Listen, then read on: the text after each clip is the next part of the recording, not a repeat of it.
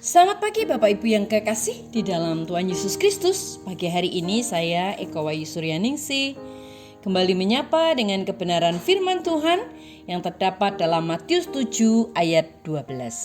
Matius 7 ayat 12. Segala sesuatu yang kamu kehendaki supaya orang perbuat kepadamu, perbuatlah demikian juga kepada mereka. Itulah isi seluruh hukum Taurat dan kitab para nabi. Amin. Bapak Ibu yang kekasih di dalam Tuhan, suatu ketika ada seorang penjelajah yang pergi ke alam liar di Afrika. Di antara berbagai barang bawaan, dia membawa 2 buah cermin berukuran besar. Ketika dia tiba di tengah hutan, penjelajah ini menaruh cermin ini pada 2 pohon yang berhadapan. Lalu dia memperhatikan seorang penduduk asli datang menghampiri satu dari cermin itu dengan tombak di tangannya. Penduduk asli ini mulai menusuk-nusuk cermin itu sampai hancur berantakan dengan gerakan untuk membunuh lawan yang dia lihat di cermin.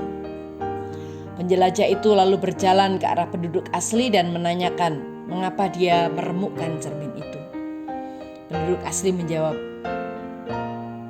bayangan dalam cermin bermaksud membunuh saya. Saya bunuh dia lebih dulu. Penjelajah menerangkan pada penduduk asli tersebut bahwa bukan untuk itu maksud cermin dibuat.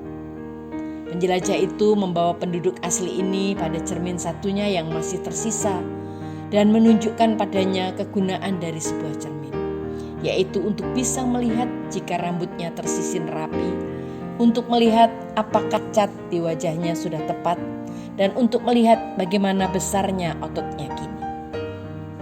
Penduduk asli itu pun kini begitu terpesona ketika menyaksikan cermin itu.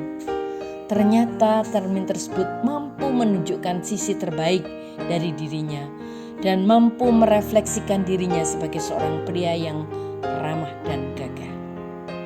Bukankah demikian juga yang terjadi dalam kehidupan kita?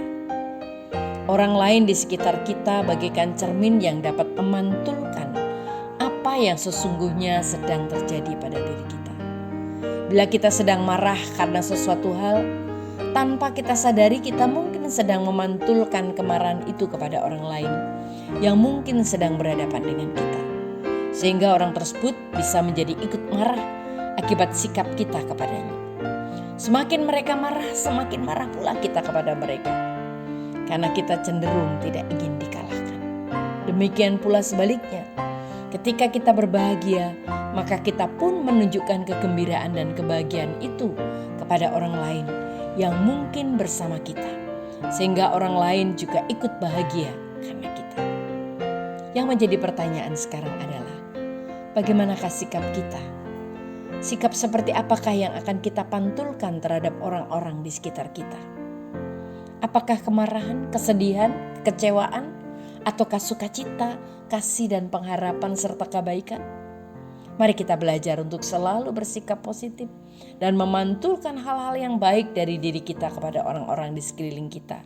Karena apa yang kita pantulkan, itulah yang akan diterima, dan apa yang kita tabur, itulah yang akan kita tuai.